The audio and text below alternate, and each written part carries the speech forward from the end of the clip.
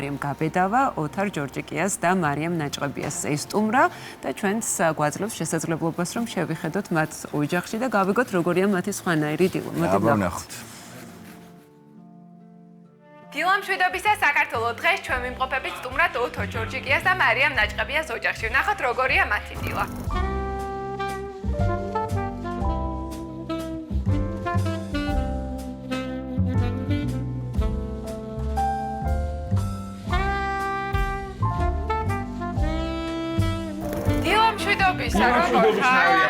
დავდადით. მე ყავას მოგვიზადით. მე და დავითი ერთად მომზადებთ ხოლმე ყავას. როგორ იწყება თქვენი დილა? აი პირველი თვალი გაახილეთ და რა ხდება? პირველი გვაღვიძებენ ეს კიაქში. ყველაზე ადრე იგუძებს თამარი და დავითი. მე რო ვგებ ყველას ძინავს. გაუძებ თუ არა იწება. რა ვიცი, ორომტრიალი და ჟრიამული. მოდივართ ასე ვთქვათ ფორმაში და ნელა-ნელა პირველი რასაც ვაკეთებთ არის უნდა ვილოცოთ, მერე უნდა ვივარჯიშოთ, მერე უნდა ვისაუზმოთ, მერე უკვე ნელა-ნელა მოდის ხანდახან იმის დრო რომ ესენი წავიყვანოთ სკოლაში, ბაღში, ჩვენ საქმეებზე და ვანაწილებთ ასე ვთქვათ დილის ორომტრიალს ნელა-ნელა ვაცხოვრობთ და მერე ვანაწილებთ დღის ასე ვთქვათ გეგმებს. საერთოდ როგორ მიხვდით რომ სიმღერა საოპერო მიმართულება იყო თქვენი? პატარა ვიყავი პრინციპში ალბათ 13-14 წლის. აი მაშინ ყველაზე ცნობილი იყო აი პავაროტი, კარერასი, დომინგოსი, სამი ტენორის ისე და რაღაც მომწონდა.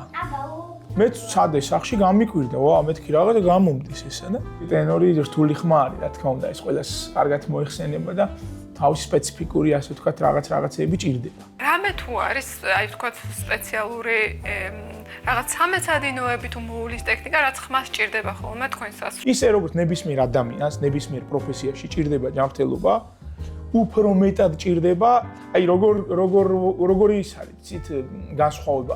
აი ჩვეულებრივ ნებისმიერ სხვა პროფესიაში თუ რაღაცა ვერ გეძინა, მაგრამ გააკეთებ იმას და თან მაგრათაც გააკეთებ.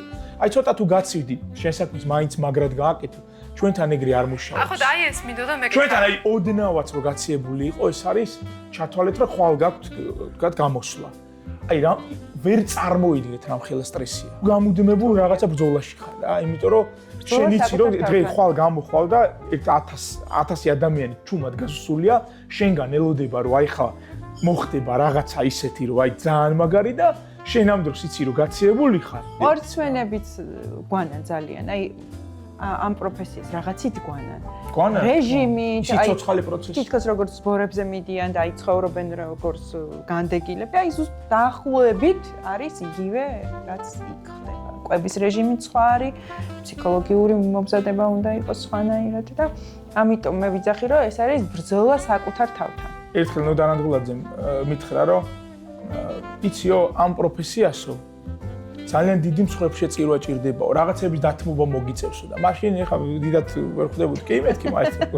კი შემოწყო რომ ვერაფერი ვერ იმ მომენტში წამს ვერაფერი ვერ მივხვდი, მაგრამ თუ შენი პროფესია ისე ძალიან გიყვარს და იქ თავს ბედნიერად გრძნობ, ის მსხვერპლ შეწირვაც არაფრად არ გეჩვენება. სხვა შეწირვაში ამ შემთხვევაში მას გულისხმობ, რომ ძალიან ბევრ რამეზე გიწევს რიგ შემთხვევებში, აი თქვა შენი მეგობრები წავიდნენ და მაგრა გემრიელად არიან.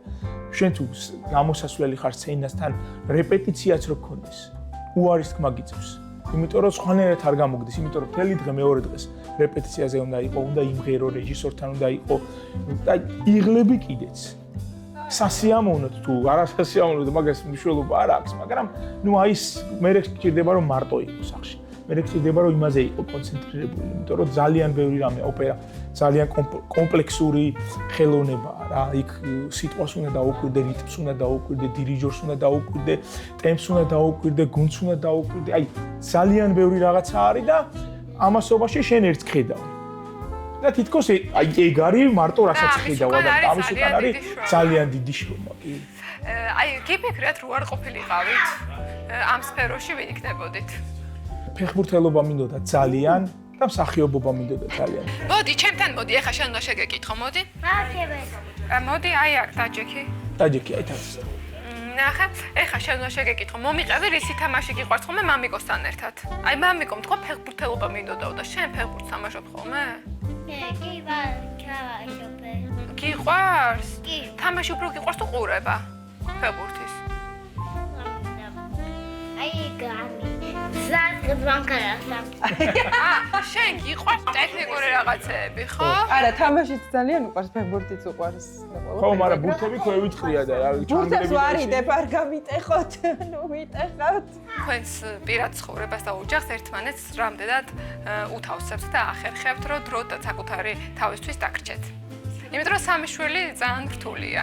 ვერ წარმომიდგენია ყავდეს მეუღლე, დადიოდი, კონდეს 2 სამსახური, ყავდეს 3 შვილი და კიდევ შენთვის რაღაცებს აკეთებდე. ვერ ვაკეთებ და ვერ ვახერხებ.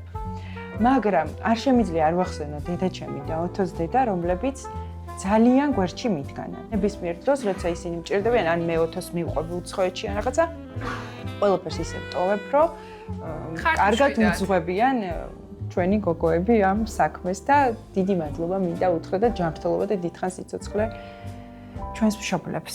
რა არის ოჯახი თქვენთვის?